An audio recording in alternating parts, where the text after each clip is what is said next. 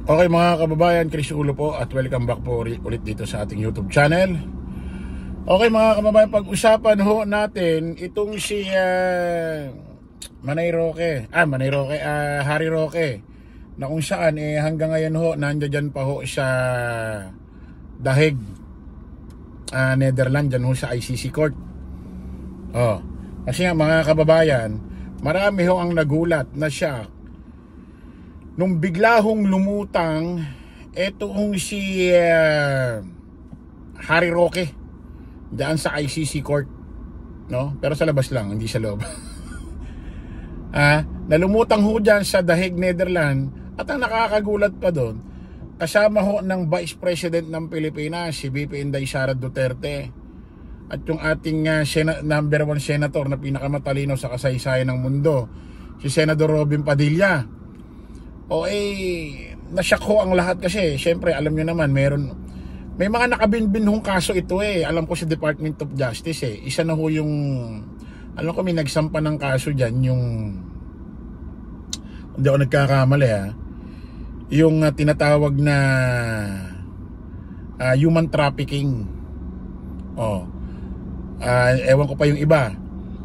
Tapos sa Quadcom ho, sa House of Representatives, hindi na ho umating yan. Magmula ho nung siya mismo ang nagkusa, nangako na sa susunod na hearing dadali niya yung mga documents na kung saan magpapatunay bakit lumaki ang net worth ng kanyang company. Siya ang nagkusa na dadalhin niya. Pero nung sumunod na hearing, hindi na ho siya lumutang, umaten. Hanggang ito na, wala na, hindi na ho siya nagpakita. Hanggang sa nababaan na ho siya ng contempt order ng House of Representatives ng Quadcom. So kumbaga hinahanap ng mga Sergeant of Arms ng Quadcom ng House of Representatives.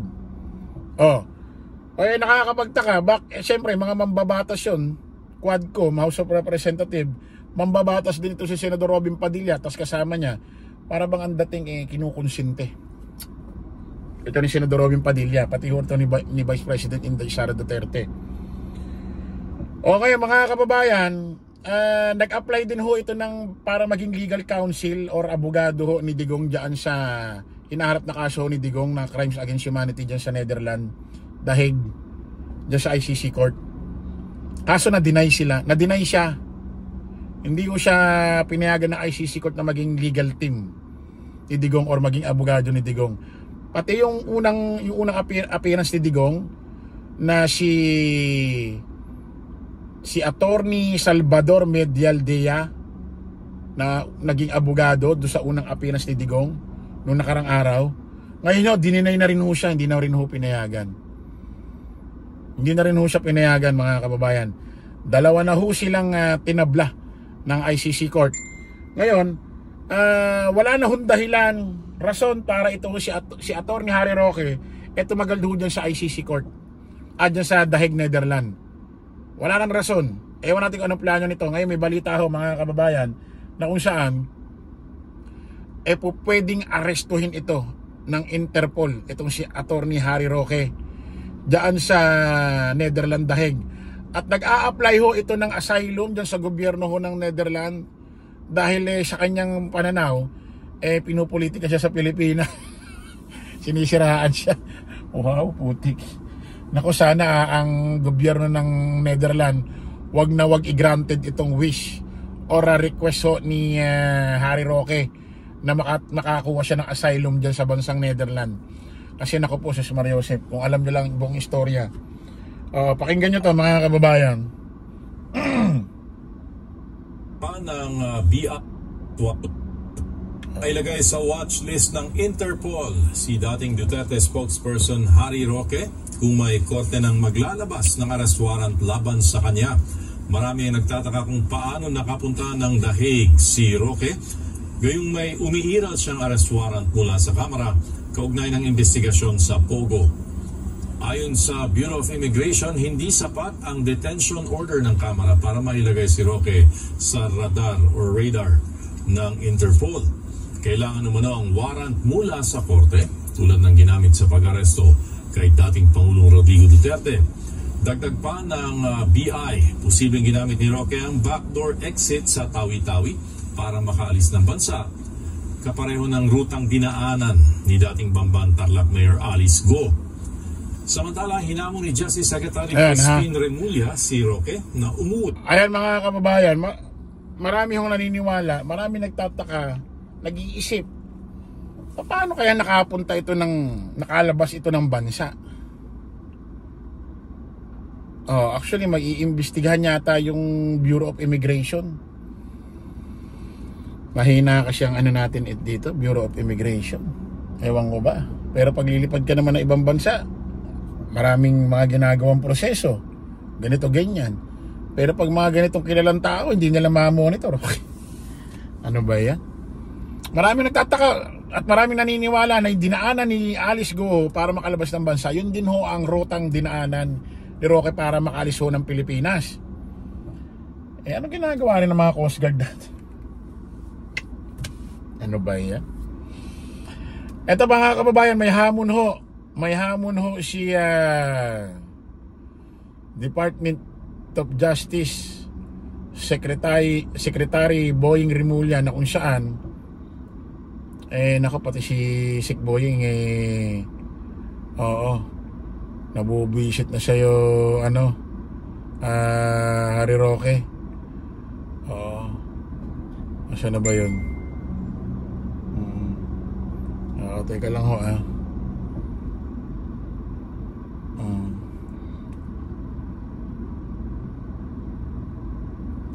ito kapainggan nyo, panoorin nyo. May banat si Justice Secretary Boying Remulla sa dating presidential spokesperson na si Harry Roque kaugnay ng kinakaharap niyang reklamo dito sa bansa. Kasunod ito ng planong paghingi niya ng asylum sa the Netherlands. Para sa ibang detalye, live mula sa Department of Justice sa Maynila, si Camille Samonte. Camille, ano ba itong sinabi ni Secretary Remulla para kay Harry Roque?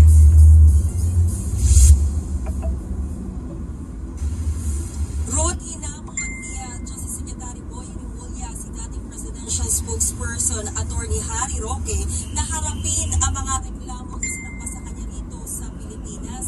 Kasunod nga yan ng plano ni Roque na humingi ng asylum sa Netherlands para umano tumayong bilang legal counsel ni dating Pangulong Rodrigo Duterte sa The Hague. Iginiit ni Remulla na walang political persecution na ginagawa ang gobyerno kay Roque kaya walang basihan ang paghiling niya ng asylum sa Netherlands. Nakaharap si Roque sa reklamong qualified human trafficking dahil sa umano'y pagkakasangkot niya sa sinalaman. Ayun, yun yung tinutukay natin, yung qualified human trafficking. Kasi nga, nagyayabang ito si Harry Roque na hindi naman daw siya wanted sa bansang Pilipinas, hindi raw siya wanted sa batas. Kasi wala naman daw siyang warrant of arrest galing korte. Wanted lang daw siya sa Quadcom, sa House of Representatives. Doon lang daw siya wanted. So nagyayabang ito. Ngayon, syempre, ang mangyayari niyan, may nagsampa ng kaso ng qualified human trafficking sa Department of Justice or sa Korte Suprema ba yun? So syempre, hindi niya maaatinan yun. Hindi niya maaatinan ng hearing nun, kung ano man, hindi maaatinan. Kasi nagtatago siya sa House of Representative Quadcom Ang mangyayari niyan, talaga mababaan na ng warrant of arrest ito. Kasi hindi naman siya nakakaatin So pag nababa ng warrant of arrest yan, pwede maipagtulungan ng gobyerno sa Interpol, ang DILG at NBI. Inalakay ng Lucky South 99 Puguhap sa Porac, Pampanga. Inaantay na lamang ng Department of Justice ang resolusyon ng prosecutor sa reklamong ito. Meron din siyang arrest order mula sa Kamara dahil sa patuloy na pagdedma sa mga pagdinig tungkol sa mga pugo. Sabi pa ni Remulla, hindi naman kailangan si Roque bilang legal counsel ni Duterte sa The Hague. Kaya dapat daw ay harapin niya na lang ang reklamo sa kanya rito sa bansa. Nauna na nga sinabi ni Vice President Sara Duterte na hindi nakasama si Roque sa legal team ng dating Pangulo sa The Hague. pamilya. Is irrelevant here. Wala pa nga nangyayari, tumatakas na siya eh. Di ba? Hindi, harapin niya. Wala pang kaso. Abogato pa naman siya. Hindi siya sumusunod sa batas. Sumunod siya sa batas, harapin niya.